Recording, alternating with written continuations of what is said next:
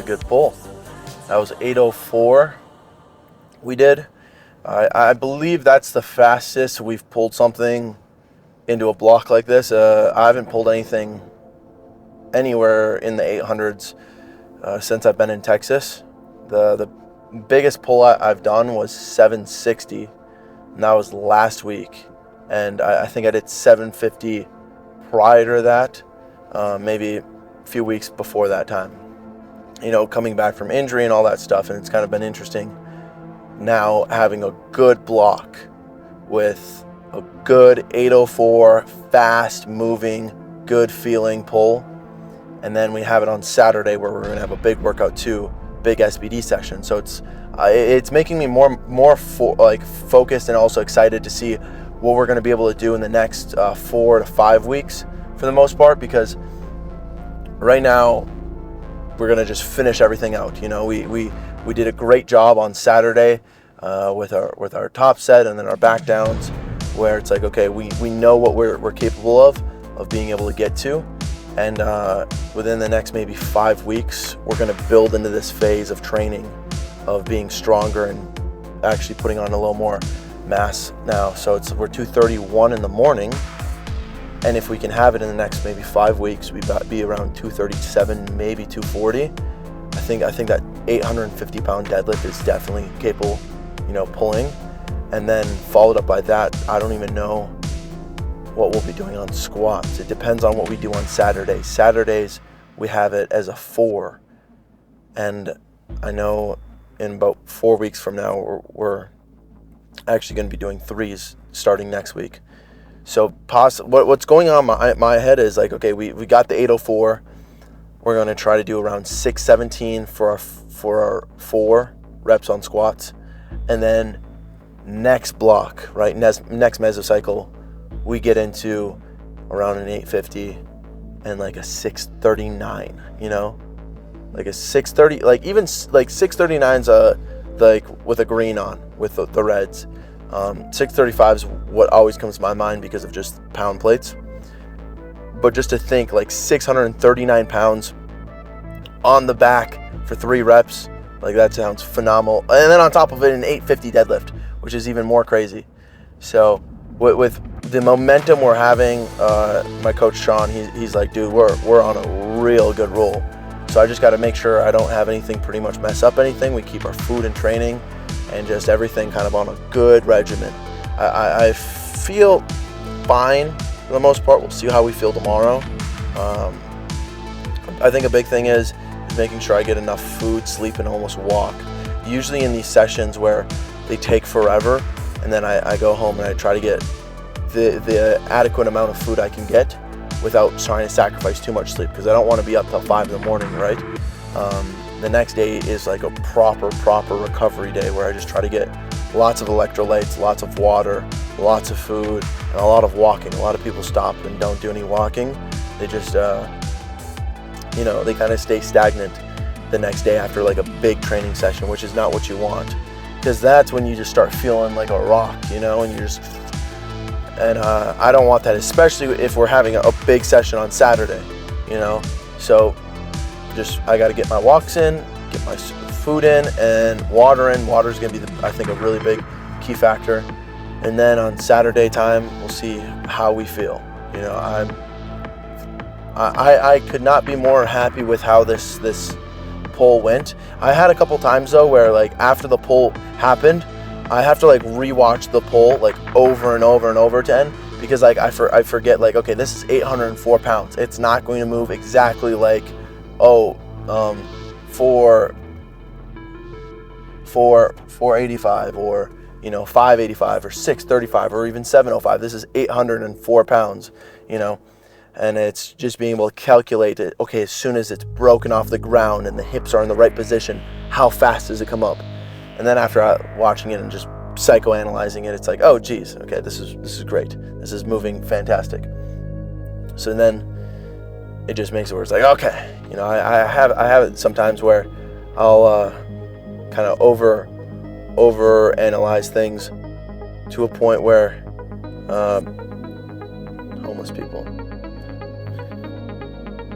Maybe he wants to try new Gorilla Mind pre-workout, guys.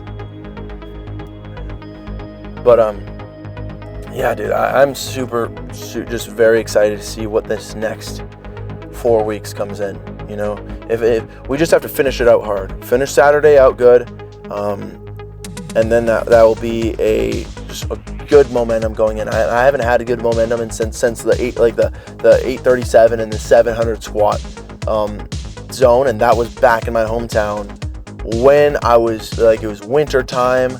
I was fully focused, and not saying I'm not focused here, but it's a different kind of focus when there's literally nothing to do. It's a desolate place, and the only thing to do is to wake up and eat food. I do that same thing, but it's not in that area and environment where I've grown up, you know? So the comfortability is not exactly there, but now being in Texas for 3 months or so now, I feel like I've acclimated to weather, the area, my bed now feels like a normal bed now. It doesn't feel like, oh, it's a stranger's bed. So this is very exciting just to see, okay, now that I'm feeling good, how much can we push it to? You know, fuck. And that's all I'm focused on too. So just gaining the weight. We're quote unquote 21 weeks out from the American Pro, and we have a lot of people we'll be competing against. Nabil, I'm competing against, and even though we're not in the same weight class, we're essentially competing against DOTS. And DOTS is like a formula equation of like body weight to like how much weight lifted ratio, you know, and it makes it where it's more equal to a person who's like, okay, hey, if you have a 160 pound person, but he pulls 800 pounds, right?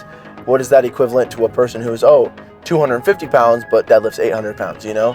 And then it's tallied up by your squat, bench, and deadlift. So I have to make sure I have a very, very strong total, a good body weight, and training is on point in order to have a good DOT score, so I can win the American Pro for the natural division. A lot of people, when they hear the American Pro, they don't think, natural, you know, because the last 2 events or whatever have been totally unnatural. So they opened up a natural tested version, which is the first ever time, and I'm excited to be able to be a part of it and kind of like make history.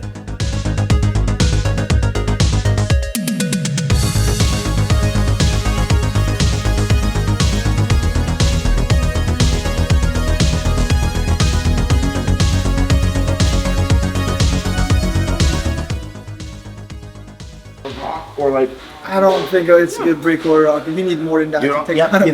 No, you guys, this is Isaac, please weigh in as a voice of reason. This is people, they get shot in the face and still keep coming. I'm not saying there aren't cases where it may have seemed like whatever, but something else killed the bear. This bear may have been sick for years, and he was about on his deathbed, whatever it is. All I do is know the story. All right. What story? Man kills bear with bare hands. Runner kills cougar with bare hands. You heard that story? That's a completely different story. A cougar and a grizzly bear are two completely different things. Okay, of course, yes. When you take both of them home, right? One's larger than the other, all right? But they're gone, right? It's an animal. We love them. Mm-hmm. Bear, though? I basically had one. You basically had a... You had a bear? A cougar. No, a cougar mountain. Yeah. 60 pounds. We're saying there could be moments where it's like, okay, I win against a bear because of God's power. What's that mean? Okay, UI stuff? Yeah, or like some Samson strength, you know, when God just goes, hey, you know, you're gonna beat him some way, and it's never gonna happen again, but you're gonna beat him this time. You live and tell the tale. God, through God. That's the only way, yeah. That's the only way possible. I believe it. I believe in miracles. Let's do it. Let's do it. Just go to the zoo. We haven't done that. We have to do like 20 minutes. Like, all right, God, let's see what happens. He goes, you're an idiot. 3 shots. You gotta train yourself. Just one-on-one. Just go in there. You think I would ever ask 3 hits, man. Help? The bear looks 2 hits. The bear looks, you got 3 hits, man. Then I'm going full bore on your ass. What it matter? For 3 minutes. For 3 3 minutes, you're the fine time. Like, you literally got like, this paw. Like, are you this paw? Hold on, let's pull up the video. Yeah, Your John, paw is bigger than this tray. John. My hands are. John, you may have paws, but can you hook 1,500 pounds? No. Yeah. Do this. I think his claw. I think the. Can he throw up gang signs? No, he can't. He's No, not- he can't actually. You're right. Never mind. He doesn't. We wouldn't even know what streets he walks. Which you know one? what I mean? Wouldn't even. What forest? Which Yeah, one do you exactly. think that? He would know all about it. You ever heard of a short-faced bear? Short face? Short face. Short-faced bear? No, but I've heard of what's it called? Spirit bear. Okay. This one is like your. Like twice the size of a polar bear. Bear? They used to be like twice the size of a polar bear. Oh, is it like a dinosaur kind of bear? China. It's just like 14 feet tall. More? I think it's like 18. 18?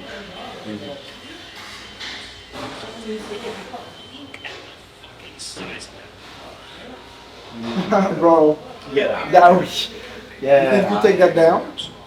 Those were the old school bears. They're just like That's hanging there. ridiculous. Hey, Like what are your thoughts on red light therapy? Like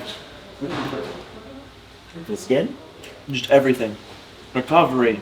Because I've Most of it's boring. You think? Most of it is. Most of it. Like the your red light thing is, infrared? all the things that they claim are true. It's like CBD kind of, right?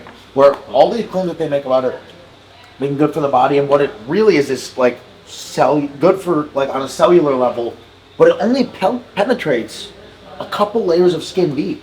None of that is happening in the muscle. And then there are really, really strong, really expensive lasers. James has one. It's like a $30,000 thing. It's like a handheld thing. It's like this big. It's whatever. It's anything, right? And you can literally adjust the wavelength to the specific muscle you're on. Like the erector, it'll emit a wavelength that's like 2.5 inches, right? That'll actually get in there. But for those, it's good for you, What are you but asking? not, You broken? but not what you're thinking. No. It's good for your skin. Well, so, Dave just bought one.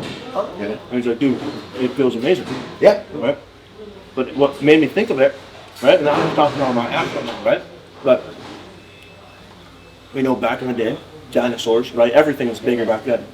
Big thing was because how fucking the Earth was with like Except for us. No, we were considered bigger. Yes, there was giants. We were way, way smaller. Like We- we are at the No, biggest point in like human Dude, evolution. they talk about Our biggest. there was giants in the Bible. Giants. No, I mean, okay, Little but- giants, right? Like, okay, sure. If we're talking, but we don't. Yeah. Okay. Holy I mean, man come on. County? We were not big. If there were giants, we weren't that. No, of course not. Maybe I was at one time. This is what this one means. But go ahead. Okay. You can't say there's no way that humans were bigger when everything else was bigger. There should have been. There's a point where like if everything was bigger, if a polar bear was bigger, right? There had to be a point where humans were bigger. And then they've had to devolve to be smaller and smaller. That's what all the animals had to do. I think it'd be stupid to be like, no, there's no way humans kept being smaller and But smaller. we have all of these things. We didn't exist the same time as dinosaurs. You did. And we have evolved into the king species. We're physically bigger. We know this. We're physically bigger as Homo sapiens than we've ever been. Like the average height now is bigger than the average height ever was up until this point. Don't think they're hiding stuff from us? I mean, maybe, but that's heavy conjecture. What we know. Imagine, right? Living, just like when we were talking about the gravity, right? Living in a gravity, like where it was like, gravity was way harder, right? You lived it from being born till like senior year, right? Yeah. And then you leave that gravity thing and start jumping higher. Everything was better, right? Same thing, but exactly like Vegeta's thing, where it's red light everywhere. Gravity and red light. That'd be cool. Growing bigger, growing. I talk about the gravity thing all the time. I love the gravity The reason why I would think is because, like, think about the big reason why a lot of things grew bigger. That's because the UV index and the rays were different, you know. And we know the Earth was redder, more red, you know, because of the sun going through it, right? So I'm gonna make an ice box filled with red, and get gravity in there, and put my child in there and make him live there. Oh yeah. You're just gonna lock them up there for. In a red light gravity box? Yep. What are you gonna use to get the grab? He's gonna hate you, bro. Oh, good mom. He says, Dad, what are you doing? It's fine. That's fine. It's fine. You're I'm just making generational gains. Yeah, you're just traumatizing for life. Generational. Your kids are it's good. I mean, what if I tell him he has bubble boy syndrome? They do it all the time. What's bubble boy syndrome? So when you're literally, because your immune system's so weak, you Oh, look at yeah, bubble, yeah, yeah. You know? Is that the technical term? Is that the scientific term for it? Bubble, that seems awfully insensitive.